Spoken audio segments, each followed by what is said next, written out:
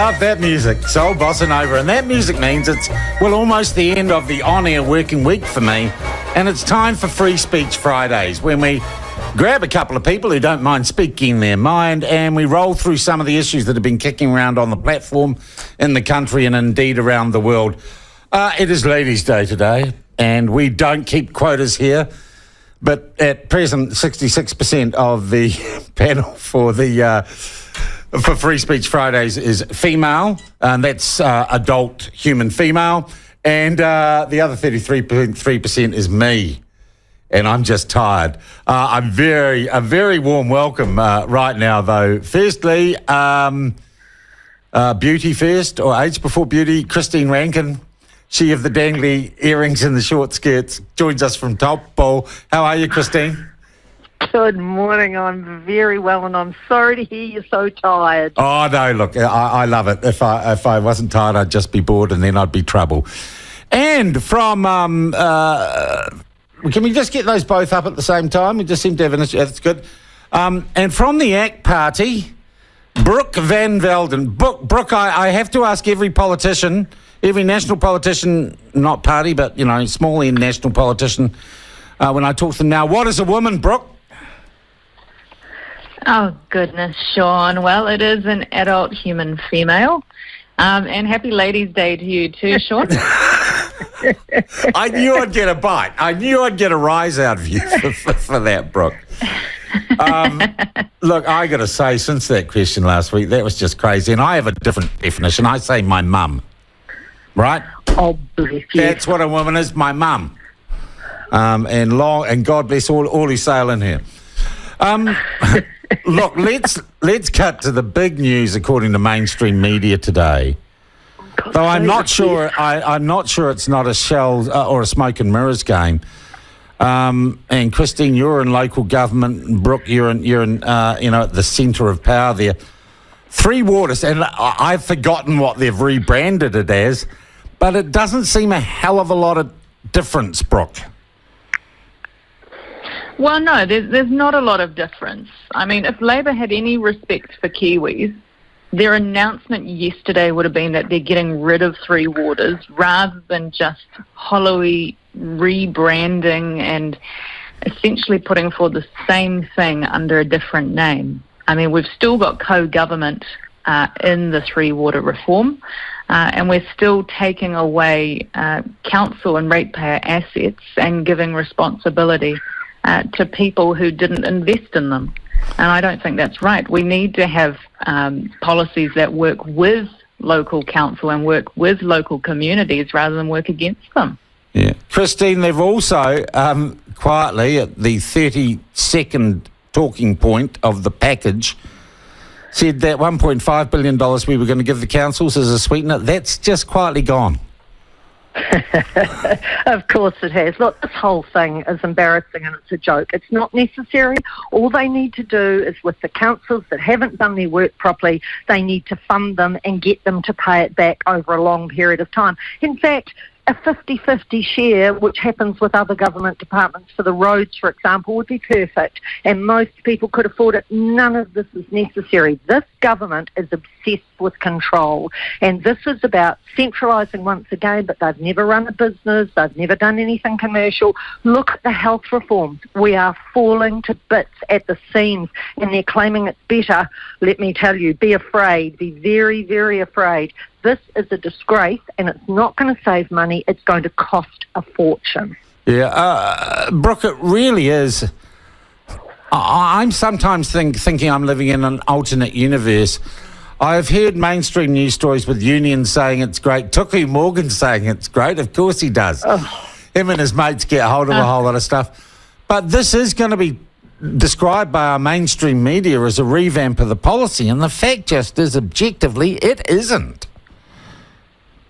Well, no, it's not. I mean, essentially all that they've done is admitted in some ways that they've taken power away from local communities, you know, by taking the assets around 67 authorities down to 4 new entities, and admitted that maybe they took away a bit too much power, so now they'll have 10 entities. But then it begs the question, well, why was it okay to have 4 entities yesterday 10 entities today, and maybe in a future few weeks they'll admit that they got that wrong and it's another few entities. All they're doing is trying to have centralisation and remove community and local say. And now that they've had such strong pushback, they've said, oh, well, maybe we've taken away a little bit too much power, let's have some back. And we just say, well, you should scrap it in the first place because it's not going to work for the people that it needs to. Have you noticed who's missing? My cousin Nanaya is nowhere to be seen. And that's a stroke of brilliance, isn't it? Because it looks as though she's no longer part of it and she's not really having an effect. She most certainly is the puppet master. Yeah. I'll tell you what, when I went up 2 weeks ago to the Cabinet Press Conference where I asked that question, I ran into Tookie Morgan coming into the Beehive. And I've known Tookie for many years. I said, what are you doing here today? Are you giving or receiving? And he said, always receiving, bro, with a big smile on his face. I now know why. I now know why what was going on. Please, New Zealand, wake up. Wake up. Well, look, how do we? Because we need to be way more concerned than the government just rebranding a crappy policy that destroys democracy and builds the ethno-state. I'm just parroting your boss here, Brooke. We've also been told that levels of online hate in this country have reached genocidal levels, according to the Disinformation Project. But it seems to me that a number of people in academia and public life are saying to the Disinformation Project, whoa, hold on there, you're actually talking rubbish. This group, and I'm sure you're aware of them, Christine, they seem to have a very good lines of communication with our major television channels and media companies, Brooke. And they seem to be crying wolf over online hatred. Oh, look, I think it's really harmful to suggest that there has been a genocide against transgender people. I mean, it's got nothing to do with a genocide. That's very hurtful to people whose, cultures have actually been through a genocide. And in some ways, it's them putting out disinformation. I think everybody just needs to chill out a bit and stop with the hyperbole, which is just dividing people further and further. And I don't actually see any good work that's coming from the Disinformation Project. All it seems to be is that they're picking and choosing which battles that they like and which ones they don't like. Yeah. And saying that some people are good and some people are bad and some people should be supported and some people should be bad. And everyone who disagrees with us is a Nazi. Hey, Christine. Well, look, it's hyperbole. I don't know why people can't just get on with their lives quietly. As an adult, you have the choice to do whatever you want to do. Just shut up about it. I don't have to be drawn into every argument. It is exhausting. No wonder you're exhausted, Sean. It is absolutely exhausting. We've all got to agree. I do not argue, Christine, because I know I'm always right. I just state my position and it's the truth, I don't want to be involved in everybody's life. I don't care what they do as long as they're adults and they're consenting to whatever it is. Get on with it. Leave me alone. It's a good attitude, Christine, and I wish I could do it. I guess the thing I was interested with about this, guys, we had the mainstream media, after I asked that question, I had newspaper articles which have since been withdrawn and apologies have been offered but not published yet, saying that my motivation for asking the question was that I was a misogynistic, racist, transphobe. It went all around the world. And we had all the mainstream media going, there is no culture war in New Zealand, while they're busy using the Disinformation Project to actually fight the culture war, aren't they, Brooke?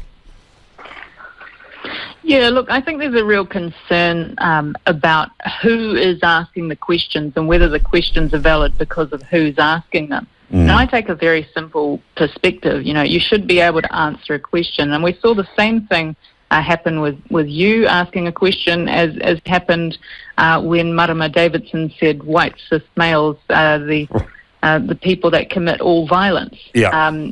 The response that I remember reading about was, well, we don't like the person who asked the question. Well, that's not right. I mean, a minister should be able to answer a basic question no matter who is asking the question, and everybody deserves respect no matter who they are, and their questions should be valid. Yeah. I think it's disrespectful to suggest that we shouldn't be respectful of people no matter what their platform is. Yeah. Christine, I guess, unlike Brooke and I, you are not in the thick of it. You're not inside the Beltway, and you live in a beautiful part of the country. God. You live in a beautiful part of the country, which I love, and as I said, I spend a lot of time in Turangi. And I think sometimes I sit and I think, I've got to take a reality check. No one out there in the real world gives a stuff about this stuff. No, I think they're sick of it. I think they're worn out by it, so they just cut it off. Nobody here talks about it really. Occasionally at council, something will come up, but not formally. But really, you're right. Most people don't care. You guys live in a different world. If you're down in Parliament, it's a snake pit, and all of these things are buzzing everywhere. They're not for ordinary people who just have to earn a living and get on with their lives. Yeah, I get you, Christine. Well, let's talk about getting on with our lives. And one of those is to be able to live safely and have a council or a local body that takes care of you.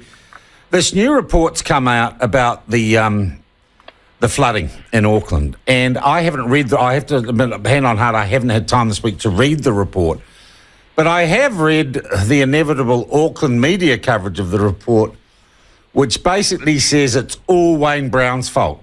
Do you think that's, from what the coverage you've seen, Christine, and you're obviously involved with this, do you hold a mayor responsible for every failure of a city in a situation like this? Not when he's been there 5 minutes, no. Absolutely not. I mean, he's barely got his feet under the table and he's getting the blame for this. I think he played a part. I don't think he's comfortable in front of the media at all, and he's a different rooster. He comes across as sort of a caustic personality. I'm sure he's not when you get to know him, but he's very ungainly and awkward in front of the media. I think there may have been part of the staff in Auckland. They don't like him. They're scared of what he's going to do. I wouldn't be at all surprised if they were being uncooperative with him and setting him up a little bit. Maybe not. I might be wrong.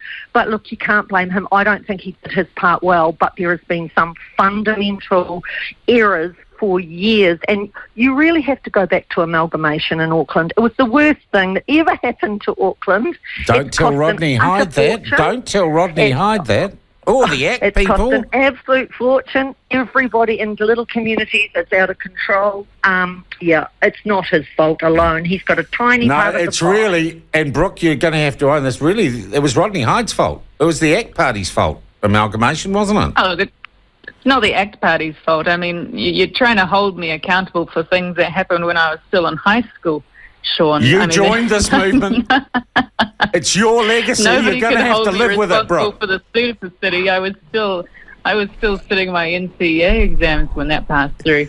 Oh. But I think there's a couple of issues here. I've also read the headlines of this report. I haven't had the chance to read it in detail. Yeah. But it does seem to me that Wayne Brown, he did have failures of leadership by not having that strong communication, like Christine has said, but it doesn't rest solely on his shoulders.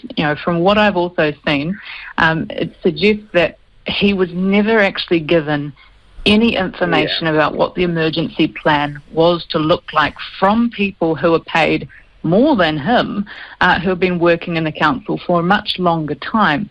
So it really does beg the question, what on earth have these people been doing for emergency plan management, and why wasn't that information actually shared with people who then needed to make the decisions? Yeah, I agree. Though, guys, I tell you what, if you want to see an example of a completely dysfunctional city council, come to my hometown, come to Wellington, guys. We have got 17,000 street lamps that are potentially going to fall off the custom-built mountings that were made for them and kill people. Our council knew about this problem in 2018. And it was raised in, I think, February of this year. Oh, no problem. We'll have a look into it. And a dozen of them had already fallen. And then they said, there's only a small batch, it's only a few hundred, and they finally came out today and said it is all 1,700 of these street lamps. And then we had a mayor who said they pose a significant threat to public safety, but don't worry, go about life as normal. Can you guys believe that? It is unbelievable. It's incompetence, isn't it? I mean, if they've known about it since 2018, I know we've had COVID, etc., but you would have been moving really quickly to have those replaced. That they could kill someone, and health and safety is such a big deal these days. I should imagine the chief executive of Wellington is very, very worried, and the mayor. And if they're not, but the head of infrastructure, and this is great, and it really calms my heart. The head of infrastructure says, "I'm not looking for anyone to blame." Of course not. This is local government. This is bureaucracy. There's no one to blame. Yeah. Brooke, when we say that, the no blame thing, I think it's BS. I think people do have to be accountable because that means that they lift their game and they have some disincentive, they're disincentivised from being slack and doing poorly. Well, Yes, yeah, and they Sean. need I think. Sorry, Sorry, you go. Christine, you go. Oh, okay, all right. No, No, Brooke's turn, then Christine. I feel like Jacinda Ardern. Okay. Brooke, then Christine. I think the issue here for me is not necessarily on the blame and who's to blame for it, but it's why isn't someone then trying to get to the bottom of how this happened so that it doesn't happen again? I mean, clearly there should be information within council about who signed off on these deals, why they signed off on these deals, and what was the cost-benefit analysis of taking one particular provider that made shoddy street lamps versus another, and then making sure that that process doesn't happen into the future, rather than just saying, oh, well, there's nothing really to see here and we won't blame anybody. You know, taxpayers and ratepayers expect more from the people that they put in power, and we should actually expect that councils get the basics right. You want to be able to have good water infrastructure so Wellington streets aren't blowing up with water pipes bursting everywhere. You want to make sure that you've got rubbish being collected at the right times every week, and you want to make sure that when you're walking down the public footpaths that you're not going to get hit in the head by a street lamp falling down. Yeah, Those and are in Wellington, basic that's things if you're that not we going to so trip over an often- aggressive beggar who's asking you for a cigarette or $5, because our central city is Yeah, but now a we- DOS house. Oh, well, you know, you can get into crime and homelessness too, but, you know... Well, we let's get constantly into see crime and homelessness. City councils, No, in carry on. particular Wellington, focus far too much on putting on cultural activities and fun festivals and spending a lot of money on, you know, pretty woke culture projects rather than on basic infrastructure and getting people moving around their cities. I think they need to reprioritise and ask the questions why people aren't getting what they deserve. Is Taupo doing the same, Christine? Have you got all these woke festivals? Day of, I don't know, No, I don't Disabled think Pride we- Awareness for Wales?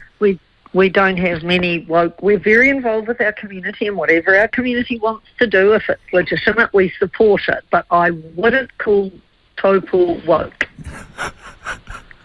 Maybe I should Well, move. I'm Maybe I should certainly move the not platform woke. there. Look, the other thing, and just while I've got, and you mentioned it, Brooke. Marty Devlin, who does our sports show in the afternoons, you may have heard from him. If you're within a mile of him, you'll hear him. He talked about the long weekend going down to a gas station in Herne Bay where he lives, which is one of the, you know, pluttier suburbs of or areas of Auckland and indeed of the country. And being in there when a large guy comes in, takes a whole lot of stuff off the shelf, just glares at the people behind the counter and walks off. He told that story on radio, and I was inundated by people telling stories about folks going into supermarkets, into retail shops, just taking the stuff and say, get stuff to anyone who looks like they might get in their way. It feels like we are having a wave, some sort of wave of absolute disregard that for the law, and that some fabric of our society is unwinding. Have I got it wrong? Am I being paranoid, guys, or do you feel and see it too? No, I do hear this concern from a lot of people. You know, we've had people being able to get away with crime, be reported, and that has now grown. There are more and more people who feel like there aren't going to be consequences for crime. And we have a government at the moment that's got rid of 3 strikes. That's a lack of leadership. But they've also said that they want to reduce the prison population for people who actually do commit violent offences, which I think is terrible for our society. But when you go down to these ram raiders and these kids, people are seeing that they're not getting consequences, and they go back out onto the street and cause more harm into the community.